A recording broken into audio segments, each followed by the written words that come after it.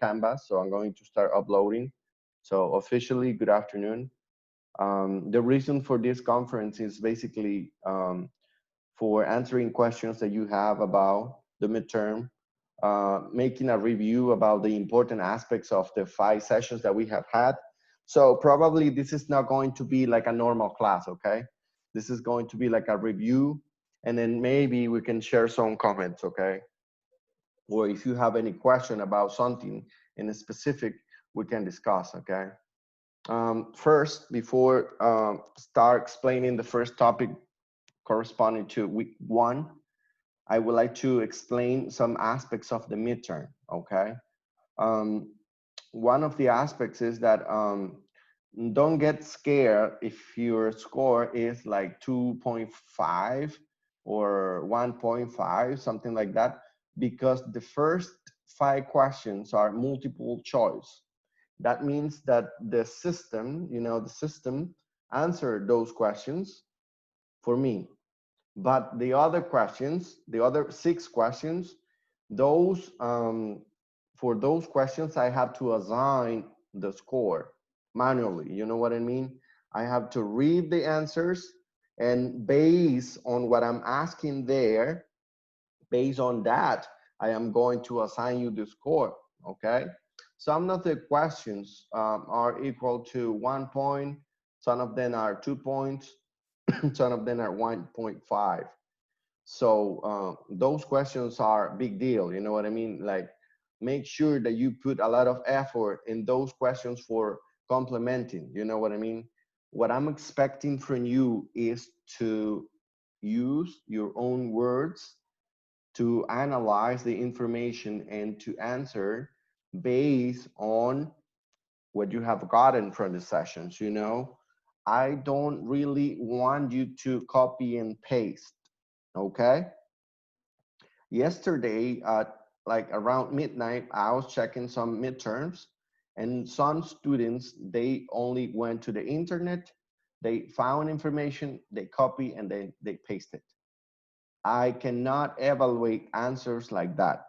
So that's why I'm telling you in advance, all right?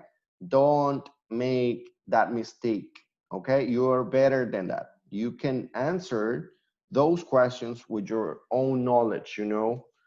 Even if you have forgotten something, you have the time for reading and double check, you know, the information that you have, and then you can move on and explain using your own words, okay? At the end, my objective with this midterm is for you to analyze and for you to, exploit all of those skills that you have developed, especially critical thinking skill, which is one of the most important skills that I'm expecting you to develop.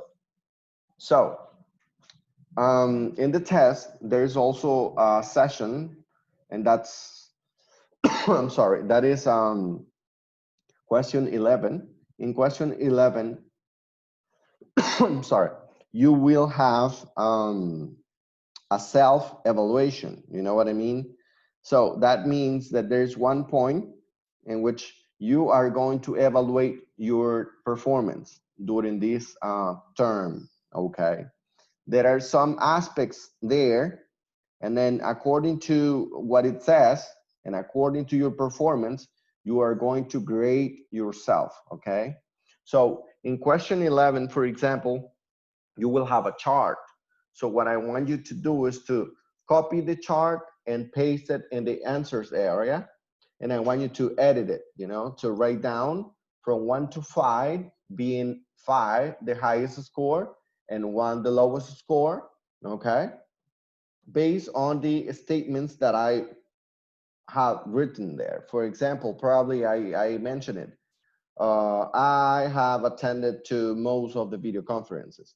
If you have attended to most of the video conferences, then you can write number 5, okay?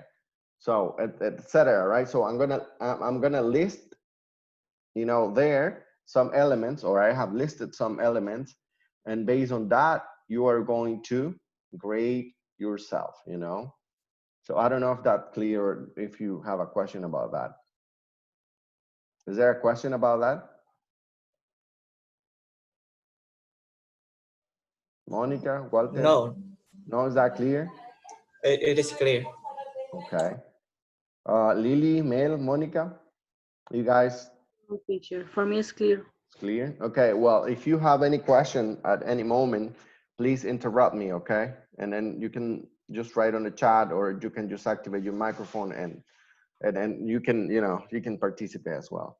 So let's start. First, in the first week, we were discussing teaching styles, okay? We're discussing teaching styles in the first class. And we were discussing the importance, the importance of identifying the teaching styles that we have, right? Here, we were learning and we were making a comparison, right? We even took a test about finding out our teaching styles, right?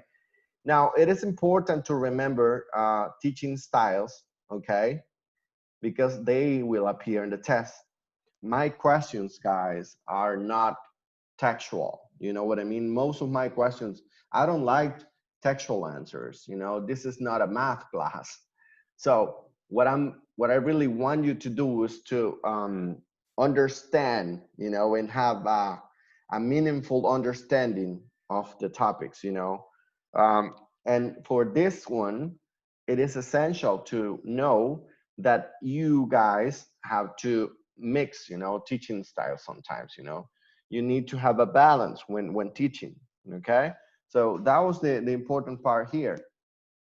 Now here we have the question, what is teaching style, right?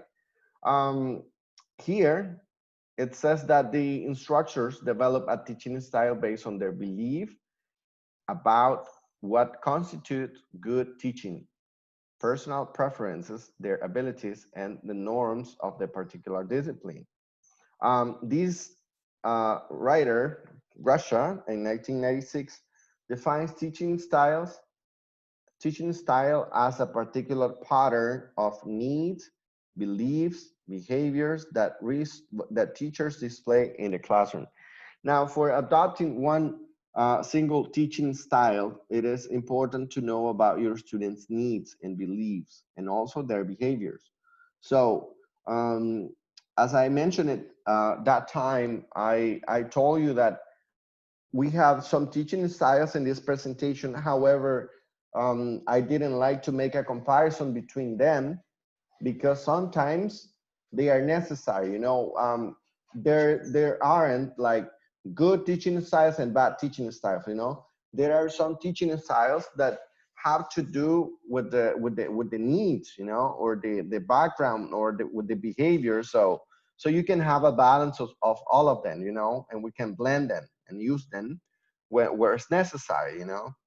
And here we had these teaching styles. The first one we were mentioning was the authority style. Huh? Do you remember the authority style?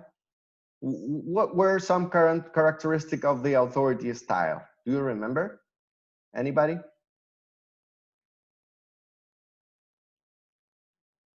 One characteristic. Imagine that this is the midterm. So one characteristic. It is only with a lot of students, auditorium or a lot of students. Okay. So yeah, good. The authority style is primarily used in a lecture or auditorium setting.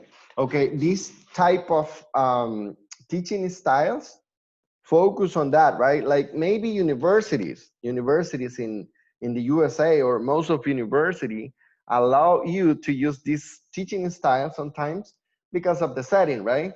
Because you are like in an auditorium or you have a lot of students, and it's just one way discussion.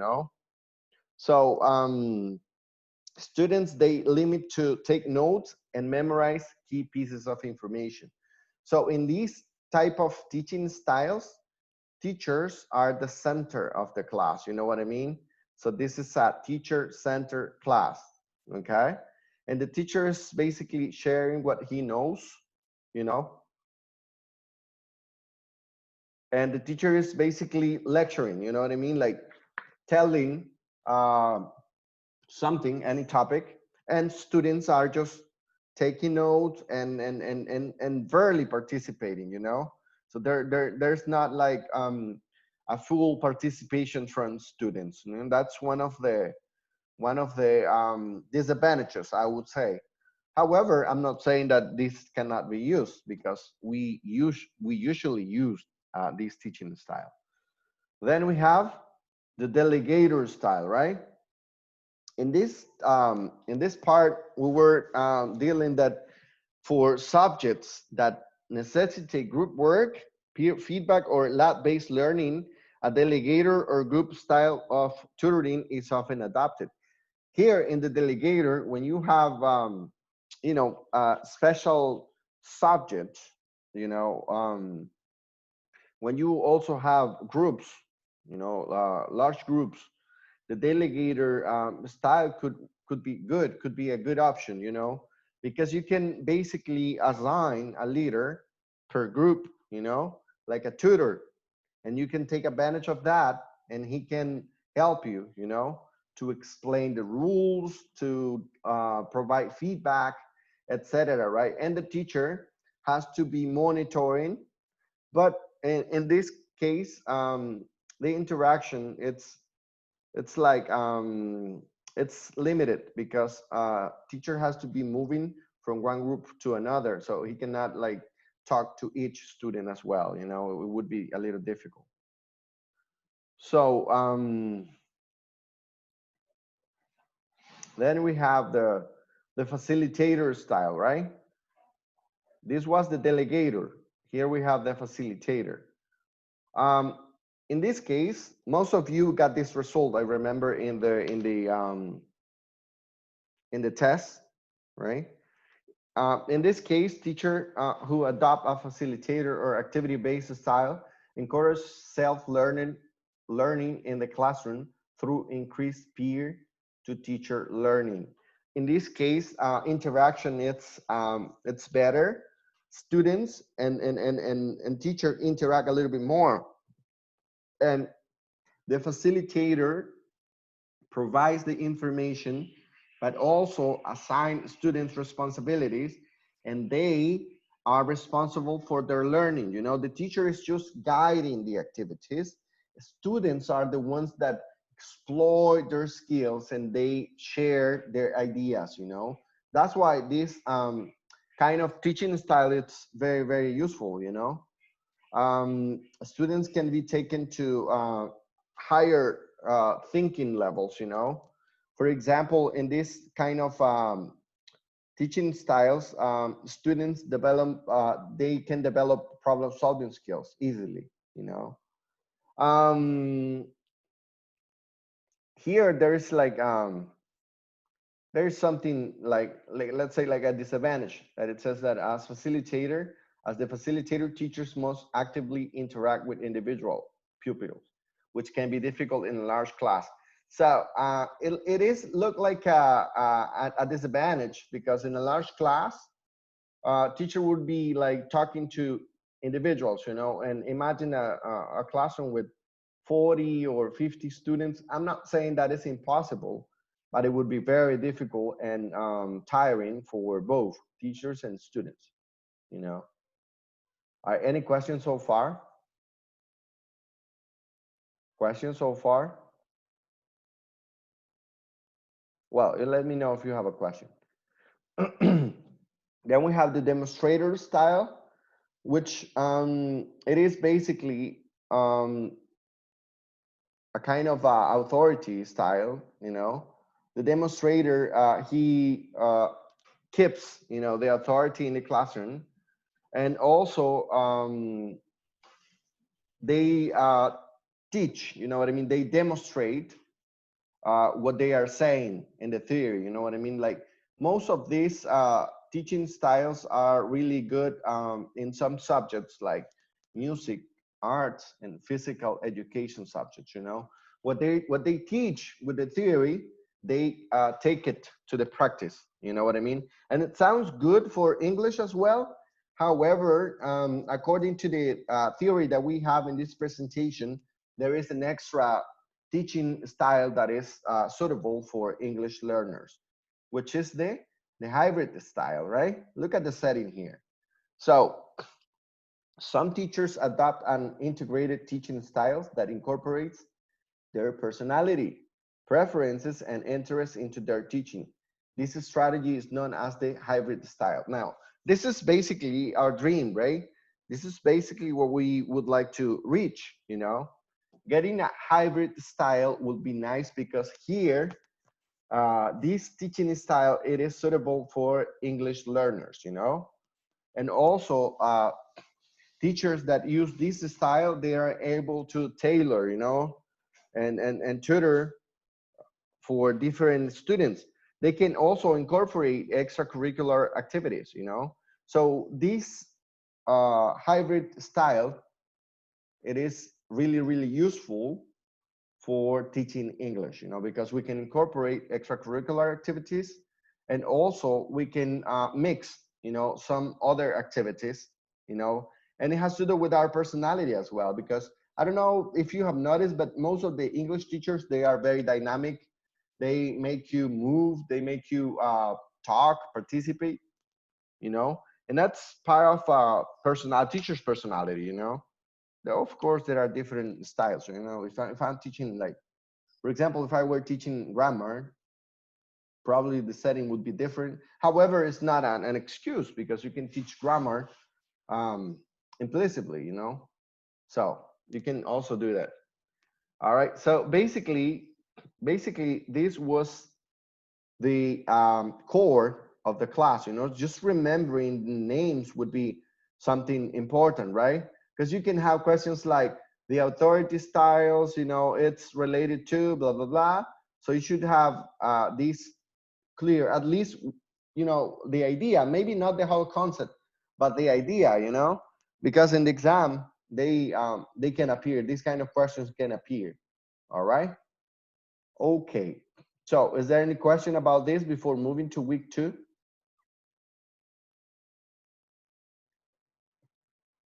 Any questions so far? No questions. No. All right. Now in week number 2, in this part we had modern versus traditional teaching or education, right? Uh, I can even ask you what's the difference. So I'm gonna throw this question for you. What is the difference between traditional education and modern education? What is the difference? Anybody? Uh, I think the difference is that in traditional teaching or education, uh, students don't have many participations, and modern education they do. Okay. Yeah, in simple words, yes. Thank you very much. Any other participation? Somebody that wants to add more?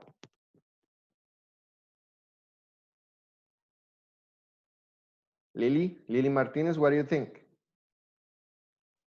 Okay, for me, the difference between traditional and modern education is that nowadays students have more participation, as my classmate says, but also the teachers are well prepared, and they have like they could be innovative in their methodologies. Okay. Thanks a lot. I remember that in that class, first we were talking about our previous teachers, right? Like at school, and we were making some memories about that. Now, traditional teaching focus as well on the teacher. You know, like the teacher was the center of the class. Okay, it was the act of imparting instructions to the learner in the classroom situation. Okay, so most of the time in traditional teaching, the teacher was always right. The teacher was the center of the class. You know, like teachers were basically just telling you what to do. You know, and students did not have basically the opportunity to express themselves and to participate actively, you know. Now, in modern education, in the other hand, here things have changed. Students have more participation, plus nowadays where we have the advantages of technology, you know. In those days, in traditional education or traditional teaching method, we used to have dictionaries, you know, like books. Now, right now, for example, you can have access to electronic dictionaries for free. You can find a concept easily. So information is something that is faster than a couple years ago. And also the modern concept, you know, it is focused on developing skills, you know, and it's focused on reaching the desirable goals and includes meaningful activities, meaningful activities that are going to be useful for you in your life, you know, and to live in the society. So it's not just a class, but also they have implemented settings for real life situation, you know, which is important. Now, this guy, Thomas Greens, he defined teaching, that teaching is the task of teacher, which is performed for the development of a child, right? So another one says that teaching is a relationship which keeps the child to develop all his powers. So um, basically, our job as a teacher is to help student to discover his abilities, you know, to develop his abilities. However, in the modern concept, we're just guides for you. We give you the information, and also we can also give you advice. However, modern concept, they focus more in those activities for you to develop problem solving skills and to develop critical thinking, you know. Because according to many researchers, I'm sorry, they have found that learning something meaningful stays in your life, stays in your head for a long time, because you acquired it and then you identified that it's going to be something useful for you, rather than just memorizing information that probably you will forget in a couple of years, you know.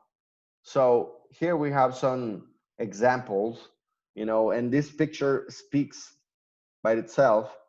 And in traditional education, you know, we even the seating arrangement was very strict, you know.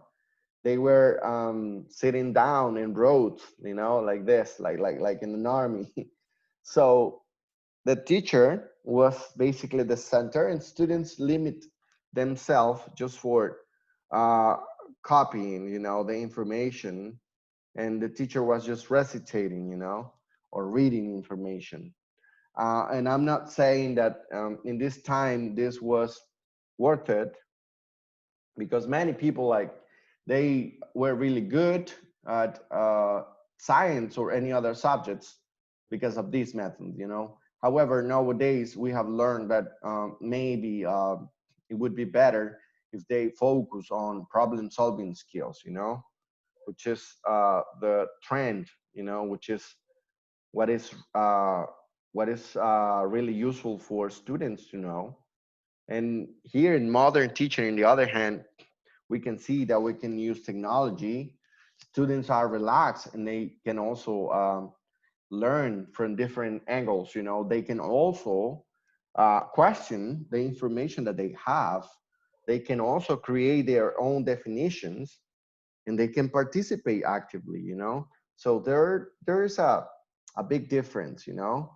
There's a big difference, and I want you to remember that, you know, because you're probably going to have this question in the test, you know.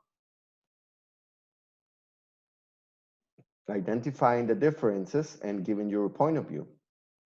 All right. So, is there any other question? Is there a question about this?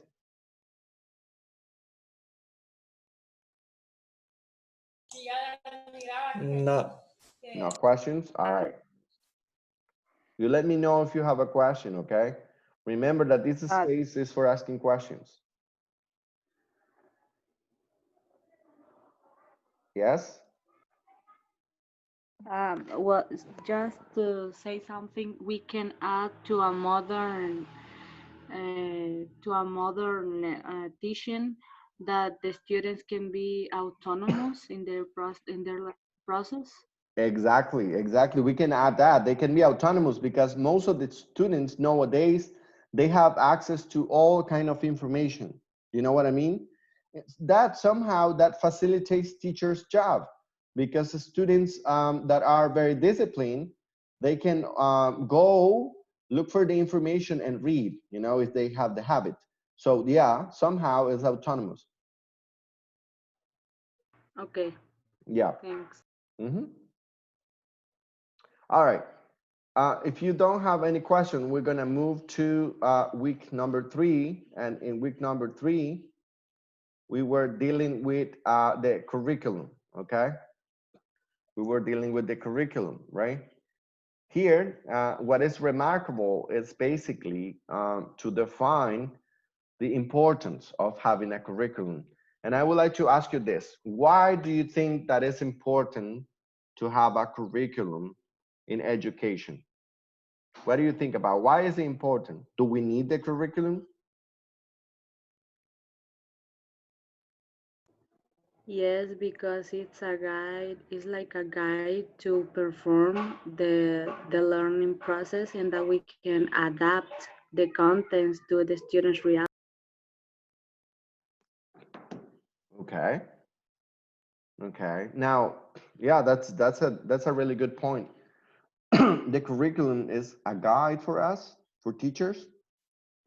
In the curriculums, we have a lot of documents, books, textbooks, and a bunch of information that is necessary to know. Now, if I ask you something about the curriculum or the national curriculum of El Salvador, I would like to ask you something and think about it. Is our curriculum appropriate for our reality?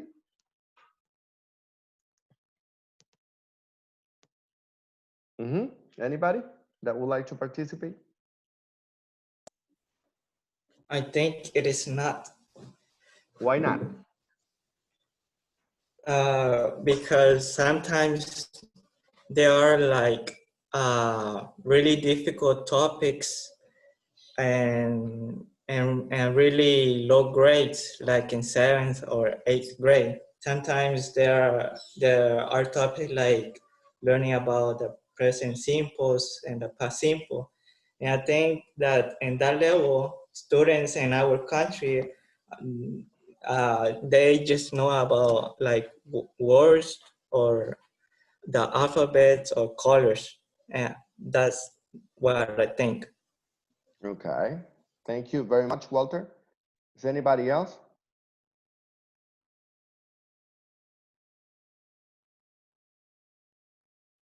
Herbert Lopez, Mel, Monica. We haven't heard you. Katie, what do you think?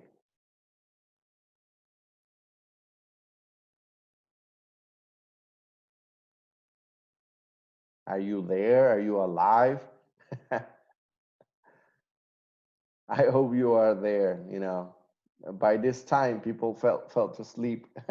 I hope it's not the case. Well, anyways, um, in my opinion, the curriculum is necessary, right? Because it's a guide and we can use it. However, in our reality, most of our study programs, they come from other countries. So according to that, I would say that it's not suitable for our reality because it's not based on our reality. It's not based on our needs. So as I said in this class, as I mentioned it in this class, there is a part of education in which we have to do something about it, you know. there are some aspects that we can change or create by our own, you know what I mean?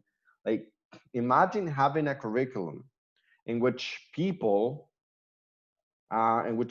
can basically um, use it properly because it is based on the reality, you know?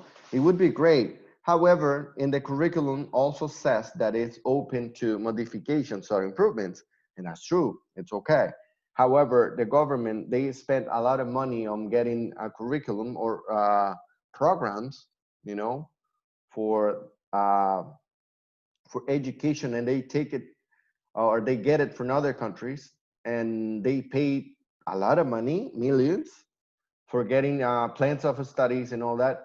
Now, I mean, we would save a lot of money if we would build them, if we would create them.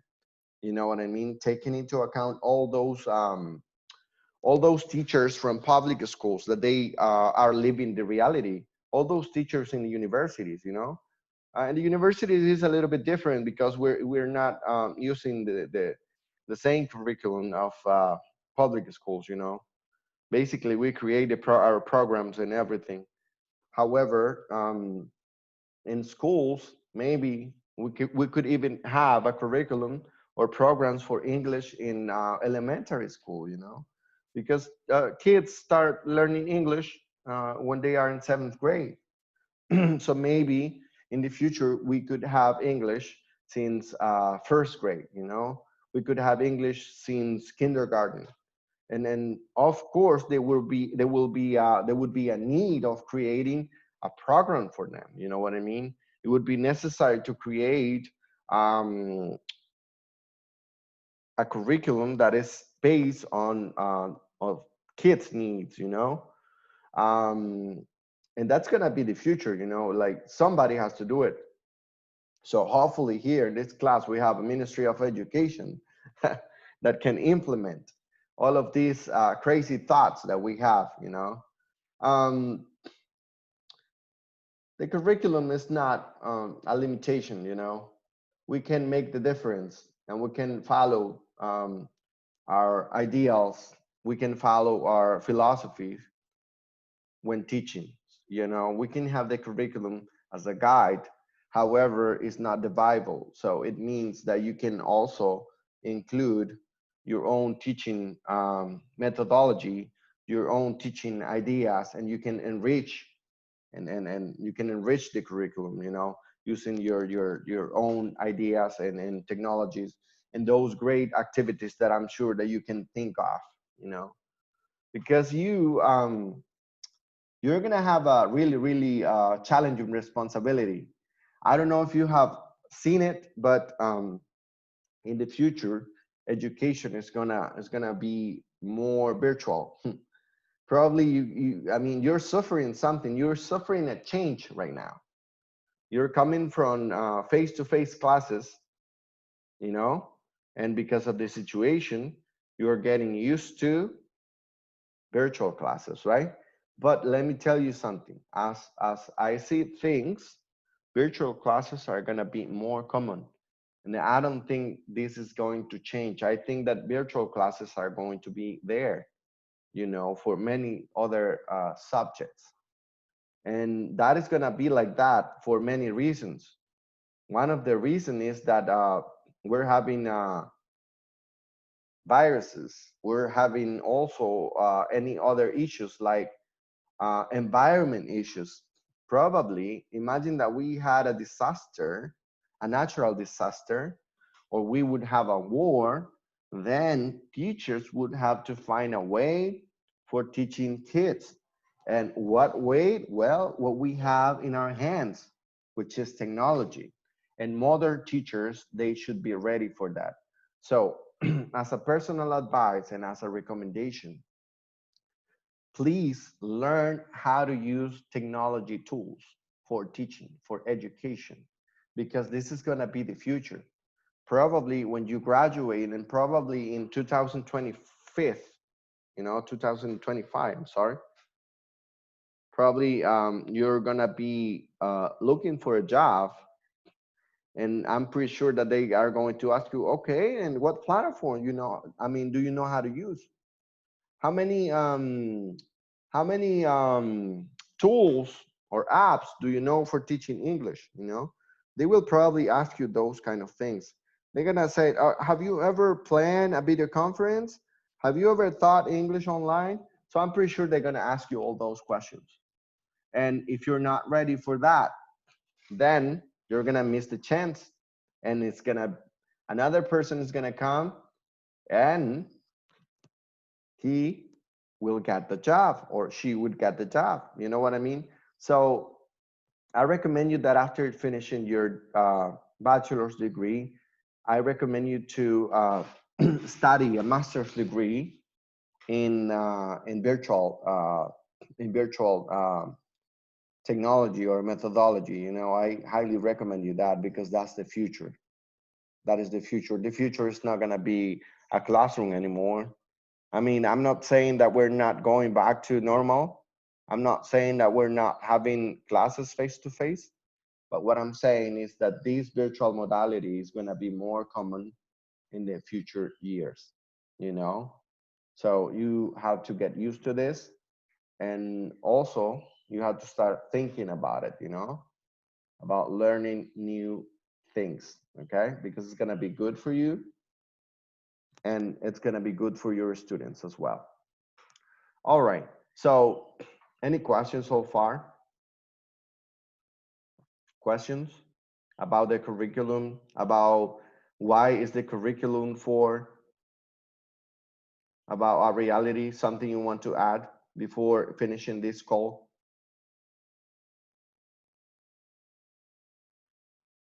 No? All right.